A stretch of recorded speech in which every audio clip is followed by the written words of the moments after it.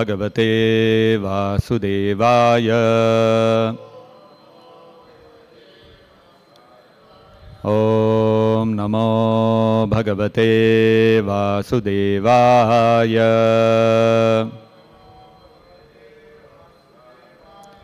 Reading from Srimad-Bhagavatam, Canto 3, Chapter 25, The Glories of Devotional Service, Text number 32.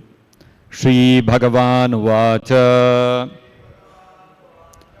Devanam Guna Linganam Devanam Guna Linganam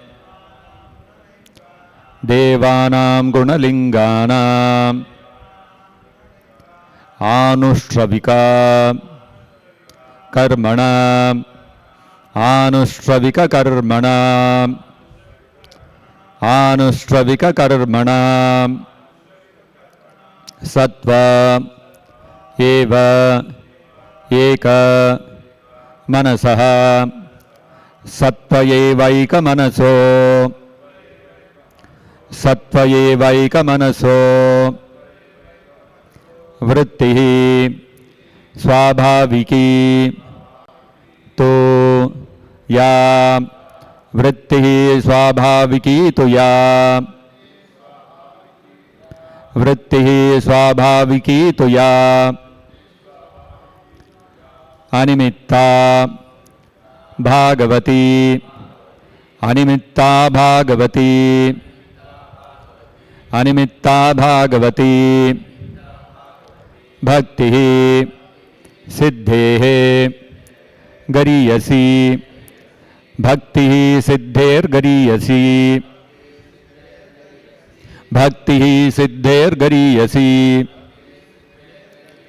Shri Bhagavan Vacha Devanam Gunalinganam Anushravika Karmanam Sattvayevaika Manaso Vrittihi Swabhaviki Tuya Animitta Bhagavati Bhakti Siddher Gariyasi. Shri Bhagavan Vacha Devanam Gunalinganam Anushravika Karmanam Sattvayevaika Manaso Vrittihi Swabhaviki Tuya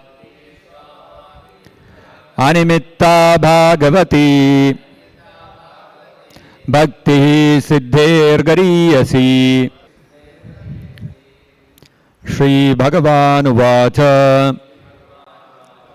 The Supreme Personality of Godhead said, Devanam, of the senses or of the presiding deities of the senses, Gunalinganam, which detect sense objects, Anushravika, according to scripture, Karmana, which work, Sattve, unto the mind or unto the Lord, Eva, only, Ekamanasaha, of a man of undivided mind, Vrittihi, inclination, Swabhaviki, natural, to, in fact, Ya, which, Animitta, without motive, Bhagavati, to the personality of Godhead, Bhakti, devotional service, Siddhe, than salvation, Gariyasi, better. Translation and purport by His Divine Grace Srila Prabhupada. Lord Kapila said, the senses are symbolic representations of the demigods, and their natural inclination is to work under the direction of the Vedic injunctions. As the senses are representatives of the demigods, so the mind is the representative of the Supreme Personality of Godhead. The mind's natural duty is to serve. When that service spirit is engaged in devotional service to the Personality of Godhead without any motive, that is far better even than salvation. Kindly repeat. Lord Kapila said, the senses are symbolic representations of the demigods, and their natural inclination is to work under the direction of the Vedic injunctions. As the senses are representatives of the demigods, so the mind is the representative of the Supreme Personality of Godhead. The mind's natural duty is to serve. When that service spirit is engaged in devotional service to the Personality of Godhead without any motive, that is far better even than salvation. Purport by Srila Prabhupada. The senses of the living entity are always engaged in some occupation, either in activities prescribed in the injunctions of the Vedas or in material activities. The natural inclination of the senses is to work for something, and the mind is the center of the senses. The mind is actually the leader of the senses. Therefore, it is called Sattva. Similarly, the leader of all the demigods who are engaged in the activities of this material world, the sun god, moon god, Indra and others, is the Supreme Personality of Godhead. It is stated in the Vedic literature that the demigods are different limbs of the universal body of the Supreme Personality of Godhead. Our senses are also controlled by different demigods.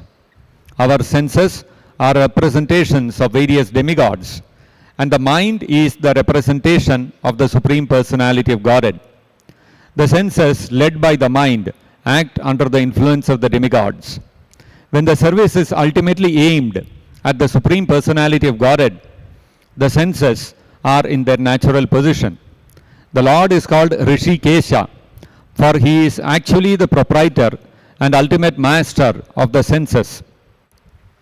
The senses and the mind are naturally inclined to work, but when they are materially contaminated, they work for some material benefit or for the service of the demigods, although actually they are meant to serve the Supreme Personality of Godhead.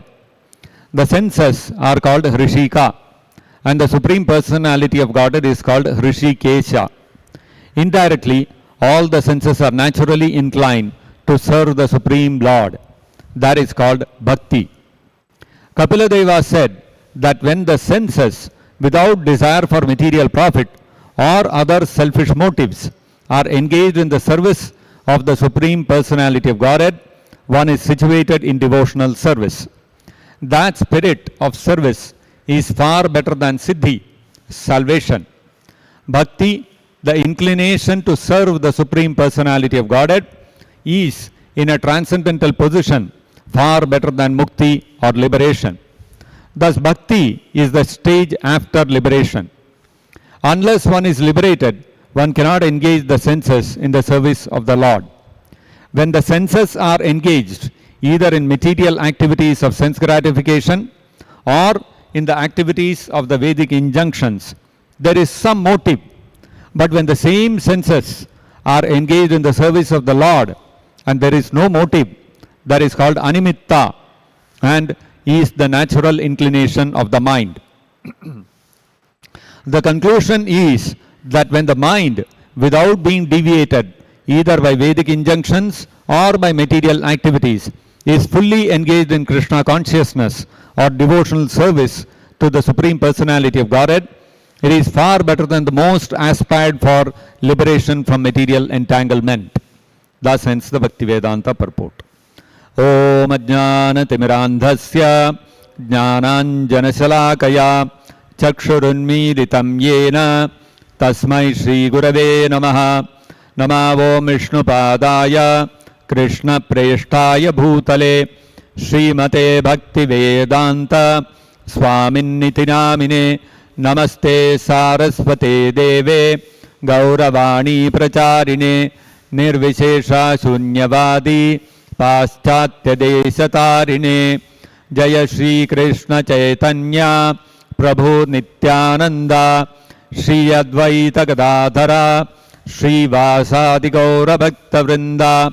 Hare Krishna Krishna Krishna Hare Hare, Hare Ram Ram Ram Hare Hare.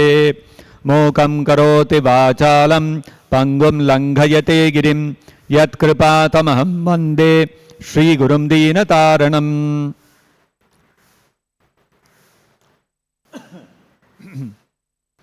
There is a story of an old woman who lived in a village. This old woman was living all by herself. She did not have any relatives. There was nobody to support her. And she was quite poor. Now, being all alone and with nobody to support her, she has to do some work to carry on her livelihood. She needs some source of income. What she used to do, near the village there was a forest. Every day she would go to the forest, pick up some dry wood which has fallen on the ground. Some tree has died or some branch has broken off. It has fallen on the ground, it has dried up. She would go, she would pick up the dried up pieces of wood, bring it back to the village and sell it. That used to be her livelihood. Old woman, there was nothing much more that she could do. One day, she had picked up a good quantity of dried wood. She was carrying it on her head and she was walking through the forest, coming towards the village. Suddenly on the way, she happened to trip and she fell down. And all the firewood also fell down from her head.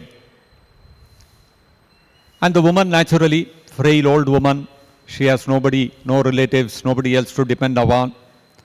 And she became very frustrated and she started crying. And then she started calling out to God. Oh, there is nobody, God, there is nobody to support me, there is nobody to take care of me. So you are my only solace, you are my only support. So you have to help me. Like that she started crying very plaintively.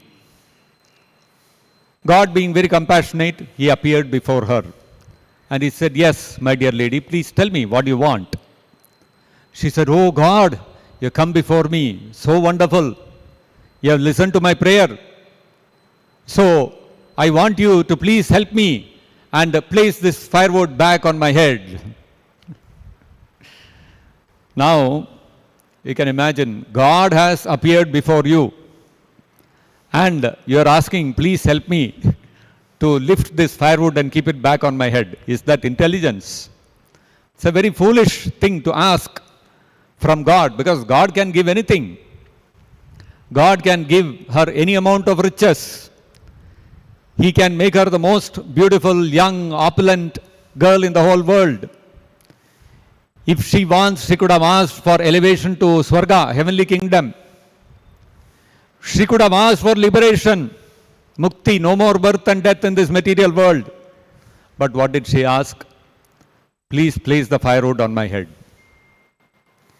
So very foolish request. Actually, we all human beings, we go to the temple and we approach the Supreme Personality of Godhead. We visit some Perumal temple, we visit some Krishna temple, Narasimha temple, and we go there and what do we ask? We ask that I should be able to score well in my examination. I should be able to get the promotion I'm looking for. I should get a salary hike. My financial problem should be solved. I should be able to buy a house, that house which I am long time wanting to buy. So please bless me so that I can buy this. I want to buy that car. Please bless me. I'll break 108 coconuts if you give me that car. So like this we ask so many things. These are all like asking, the woman asking, please put the firewood back on my head. Because all these are burdens on the head. You get a job, you get a hike, you get an increment, then what happens? Pressure will come. The company will not simply give you an increment like that. They will take double this hard work from you. Because after all, the company is wanting to make profit. They are not into charity, that they will give you money simply like that. You want to buy a car, you will get a car. Then after that, you have to put petrol, you have to maintain the car, you have to pay insurance every year. All increasing the burden on the head. You want a good, beautiful wife, you get a good wife, then what happens? You have to maintain her. You have to have income. She will ask for jewelry, she will ask for good dresses, she will want to be taken out on a vacation. All increasing the burden. We go to the temple, we go to the Lord, and what do we say? Dhanam dehi, yasho dehi, rupam dehi, give me this, give me that, give me this, give me wealth, give me fame. Shri Krishna Rukmini Satyabhama ki jai. Give me wealth, give me fame, give me power, give me beauty, give me a beautiful wife. Rupavati Bharya Dehi, Rupam Dehi, Dhanam Dehi, Yasho Dehi. Like this, we have an endless list of things to ask. All of them are like the firewood which the woman is trying to carry on her head. Simply burden. We are only increasing the burdens on ourselves. And after all, none of these things are going to be permanently with us. When the time of death comes, what will happen? Everything will be taken away from us. Whatever possessions we have, whatever achievements we have, whatever education we got, whatever fame we received, whatever political clout we had, whatever money we had earned, the wealth, the family that we acquired for ourselves, my wife, my husband, my children, my parents, everything we have to leave behind and go. And after that, what will happen? Somebody else will start claiming it is their own. Your family will be claimed by somebody else. Your house will be claimed by somebody else. Your car will be claimed by somebody else. Your position as a big executive in a company or a big minister or the president of a country will be taken away by somebody else. Everything that you called yourself will be taken away by somebody else. And what we are doing, we are going to God in the temple and we are praying, give me all these things, which ultimately are going to be taken away and are only burdens. Therefore, you will see in all systems of philosophy, the fundamental principle everywhere is to give up our desire to enjoy the fruits of our actions. Lord Buddha, he preached that we have to aim for nirvana. Nirvana means what? Freedom from all fruitive desires. One should give up all one's fruitive desires. Buddha preached only up to that. You give up all your fruitive desires. Nirvana, that's nirvana. When you become free from all desires, that is when you get liberated. Shankaracharya went one step further. He said, we have to go for Brahma Nirvana. We have to stop all our fruitive activities and we have to attain Brahman. He went one step further. Now, when we speak of all this Nirvana, Brahma Nirvana, etc., they are all speaking of Siddhi, perfection. If you become free from the desires for fruitive results, you attain Nirvana. And once you become free from the fruitive desires, you aim further higher and identify yourself with the Supreme Spirit and merge into Brahman. That is another level of siddhi. Now, there are many types of siddhis like this. A karma yogi attains siddhi in his own field. A jnana yogi can attain siddhi in his field. An ashtanga yogi can attain his siddhi, where he worships Paramatma, and in samadhi he is able to search out the form of Paramatma within the heart. And once he has realized Paramatma, an ashtanga yogi siddhi is to finally merge into the body of Paramatma. All these kinds of siddhis are there. And then there are the bhakti yogis who also aim for siddhi. What is the siddhi that the bhakti yogis aim for? The bhakti yogis do not desire any of these things. And that is why the Bhagavatam here is saying, Animitta bhakti, Bhagavati Animitta bhakti, Siddher gariyasi. Animitta Bhagavati bhakti, causeless, unalloyed devotional service to Krishna is the highest form of siddhi that a person, that a living entity can achieve. So, when we speak of Animitta Bhagavati Bhakti, Chaitanya Mahaprabhu has set the standard for that. Chaitanya Mahaprabhu said, Na dhanam, na janam, na sundarim kavitam va jagadisha kamaye mama janmani janmanishware bhavatat bhakti rahaituki tvai. Everyone goes to the temple to God and they want different things. They want wealth, they want beauty, they want followers, they want to increase their number of followers on social media. Oh my God, today I have posted this, it should become viral, I should get so many likes, so many people my followers should increase. All this is called a janam, we want followers. My fan club should increase. This is called janam, we want janam. Chaitanya Mahaprabhu is saying, Na janam, I don't want any followers. Na dhanam, I don't even want wealth. So what do you want? You want a beautiful life partner, a companion? Na sundarim kavitam va jagadisha kamaye. I don't want any relations. I don't want to have a beautiful wife, nice children, good parents, and have lot of relatives and friends. I don't want any of these things. Then what do you want? You want liberation. Because a person who has given up all the desires for his fruitive actions and who has developed detachment from family, the material world, wealth, followers, etc., what will he seek? He will seek liberation. So what do you want? Liberation? Mama janmani janmanishware. Chaitanya Mahaprabhu is praying to Krishna, Krishna, let me take birth after birth. Let me forever keep taking birth in this material world. Let me never become liberated. Then what do you want? Why are you praying to God then? Mama janmani janmanishware bhavatat bhakti rahaituki tvayi.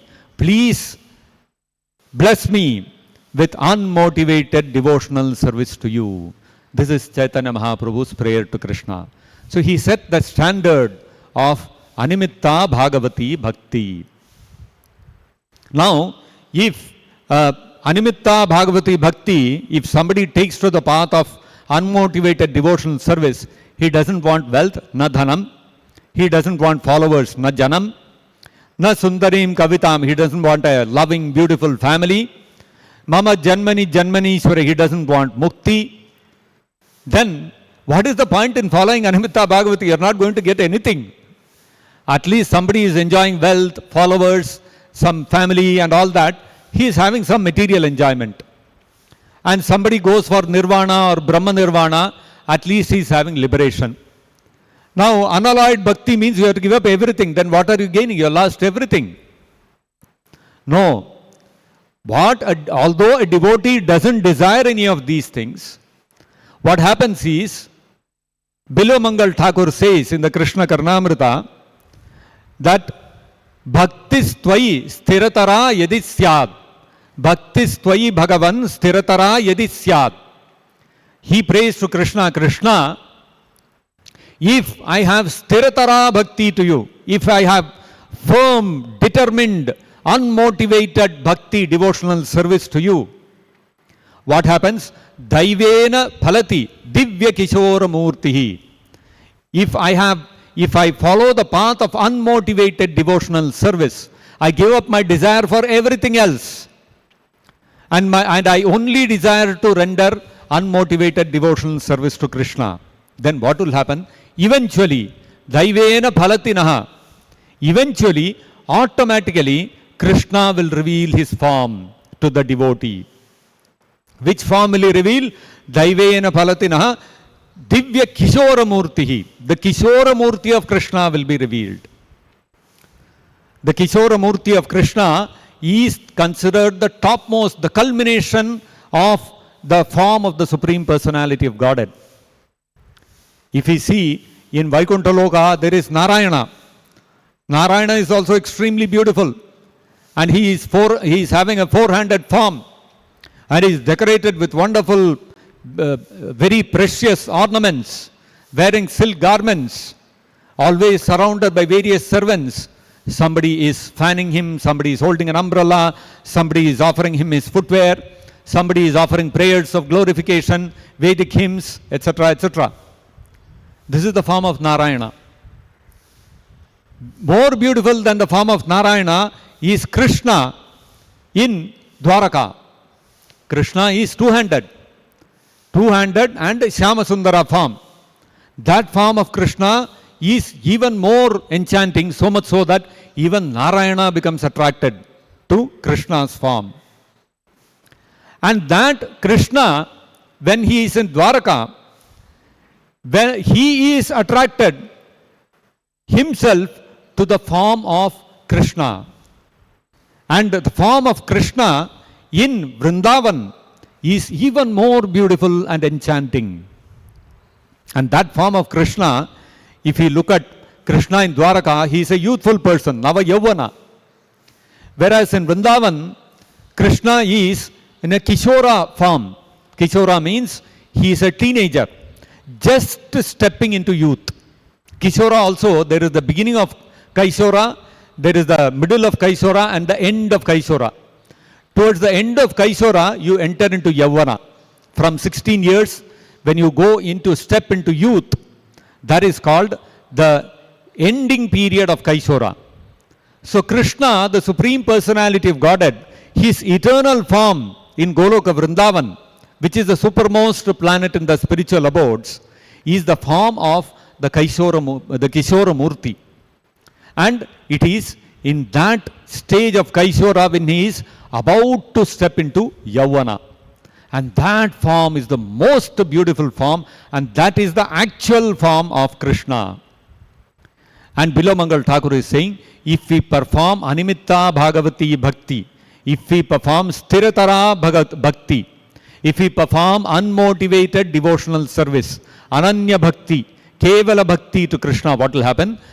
Daivena Naha Phalati. Krishna himself will reveal his Kishora Murti to us.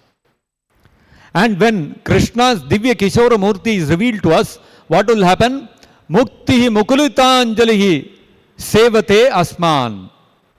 Mukti Swayam, the liberation personified. Mukulita Anjalihi will come in front of the devotee, and with folded hands, Mukulita Anjalihi, with folded hands, she will stand in front of the devotee. And Sevate Asman, she will beg, oh my dear devotee of Krishna, please give me an opportunity to serve you. But what is the devotee saying? Mama Janmani Janmani Iswara, I don't want Mukti. Why are you coming and troubling me? Please go somewhere else. But Mukti is saying, no, please give me an opportunity. Arey Baba, I don't want you. Why are you coming and troubling me? Don't trouble me. Go away. So even Mukti will come and stand at the doorstep of a devotee. And not only that, Dharmarthakama Gatayaha Pratikshaha. Mukti is waiting at the doorstep of the devotee of Krishna. Waiting. When will I get an opportunity to serve this devotee? At least she has reached the doorstep and she is waiting for the opportunity. Dharmarthakama Gatayaha Samaya Pratikshaha. When it comes to dharma, artha and kama, when it comes to religiosity, economic development and sense gratification, which is what all the people in the material world are desiring. They are going to the temple, going to Krishna and praying. Dharam Dehi, Yasho Dehi, Rupam Dehi, Rupavati, Bharyam Dehi, etc., etc., etc. They are crying for all these things. Now, they are people in this world, they are taking so much vrata, so much austerity, so much yajnas they are doing to achieve all these things. But this same dharma, artha, kama, they are waiting, when will we get an appointment with this devotee? At least Mukti got an appointment. And Mukti got the appointment and asked him, please, what service can I do for you? And the devotee is saying, don't bother me, go away. Dharma, artha and kama are not even getting an appointment. Meaning the devotee is not interested at all in any of these things. Forget about mukti. When he doesn't even want to look at mukti, where is the question of looking at dharma, artha and kama? So, you can see this is the position of a devotee. So much so that dharma, artha, kama and moksha will be waiting at the doorstep of the devotee when to serve him. The devotee has to just tell, I want this, and everything will be at his disposal. But the devotee will never tell. He is not interested. So therefore, here Kapila is stating that Animitta Bhagavati Bhakti Siddher Gariyasi. The devotional service, when that service spirit is engaged in devotional service to the personality of Godhead, without any motive, that is far better even than salvation. So even salvation will be waiting to serve a devotee. So therefore, to render devotional service to Krishna is the highest culmination of spiritual life of a living entity. Now sometimes people question that why Krishna created us that we have to serve him. Why is Krishna demanding that we have to serve him? We have to understand that naturally the mind wants to serve somebody or the other. If we are not interested in serving Krishna, what will happen? The mind will want to serve some other philosophy, some other ideology. Either the ideology of attaining liberation, or the ideology of attaining different siddhis, ashta siddhis, like the Ashtanga yogis, or to attain Swargaloka, to attain the heavenly kingdom by performing different yajnas and punya karmas. Or the mind will want to serve some ideology like philanthropy, helping others, being good to others. Or the mind will want to serve the ideology of atheism. The mind has to be subservient to some ideology or the other. That's the nature of the mind. But by serving all these other ideologies, what is happening? We are only becoming bound more and more to repeated birth and death within this material world. It is only when we engage, dovetail that propensity of the mind to serve some philosophy, some ideology, we dovetail that in serving the Supreme Personality of Godhead Krishna without any motive. Then only will we become actually liberated from the cycle of birth and death. So this propensity of the mind you will see to perform activities without self-interest, even in the material world. There will be so many people who will earn a lot of money, and after earning money, what do? They give it away in charity. Hare, you put all that sweat, all the hard work, and you earn the money. Now instead of enjoying it, you are giving it away in charity. What is this? Then why did you earn money? Why did you earn money? If you wanted to give it away in charity, why did you take so much effort and earn that money? The point is that it's natural for the mind to think beyond one's self-interest. That's natural for the mind. That's why somebody earns a lot of money and he does not do charity, it will not be appreciated in the material world. You see, recently the wedding of Anand Ambani happened. Richest man in India or Asia or whatever that is. So you can see so much amount of money they have spent. God's celebrities from all over the world. from Europe, America, everywhere, from India, everywhere, all kinds of celebrities are coming. They have splurged money like anything. And in the midst of all of that, they have done one activity. What is that? They did a mass wedding for a lot of apparently poor people. They got them, they did the wedding for them and gave them some gifts and all like that. So what happens? People, when they see, oh, they splurged a lot of money, but they also did some charity work, then it's okay. Suppose they had not done that, what would have happened? There would have been a lot of criticism. That, oh, look at these people, such a vulgar display of their wealth. Couldn't they give some amount of it to some poor people? So now people will not speak. You see, although it is their own earned money, hard-earned money, they have every right to spend it in whatever way they want. Still, if they don't give in charity, people will criticize. Why should I give in charity? It is my hard-earned money. No, it is natural for us to think beyond our self-interest. Animals cannot think like that. Animals think only of their self-interest. Right now, I am hungry, I need food. I'll go and kill some other animal and kill and eat. My belly is satisfied, I am happy. And that is why you will see animals, even lions, if you see, in a pride, they will go, they will attack, kill one animal, and then they will be fighting amongst themselves to get that meat. They will never think of giving it up and helping others, whereas human beings can do that. If you are having food and you are hungry, but you see there is another person next to you who is also hungry, you will think, let me give something to him and let me keep something for myself. That is natural for a human being. Animal cannot think like that. So, evolved consciousness means you have to think beyond yourself. This is evolved consciousness.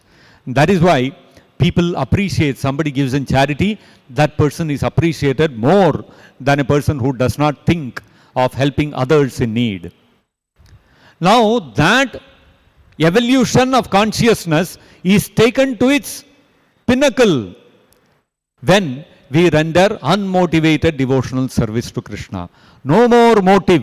No motive for money, no motive for followers, no motive for fame, no motive for one's welfare of one's own immediate family members, one's community, one's nation. We think only of the benefit that I can give to Krishna, the Supreme Personality of Godhead. That is the culmination of that evolution of consciousness. And that is what Kapila Deva is also stating. That is why if somebody comes to that stage, I don't even want mukti, I don't even want liberation. Even if somebody desires liberation, that is also a self-interest. And that is why Chaitanya Charitamrita states, Bhukti Mukti Siddhikami Sakali Ashanta. As long as we have desire for sense gratification, we have desire for liberation, and we have desire to achieve the different siddhis by engaging in Ashtanga Yoga, one will always remain Ashanta, one will remain agitated, one will remain disturbed, one will never be peaceful. On the other hand, Krishna Bhakta Eka, Nishkama, a devotee of Krishna, he has no desire for himself, his only desire is, I have to serve Krishna. He is Nishkama Atayeva Shanta.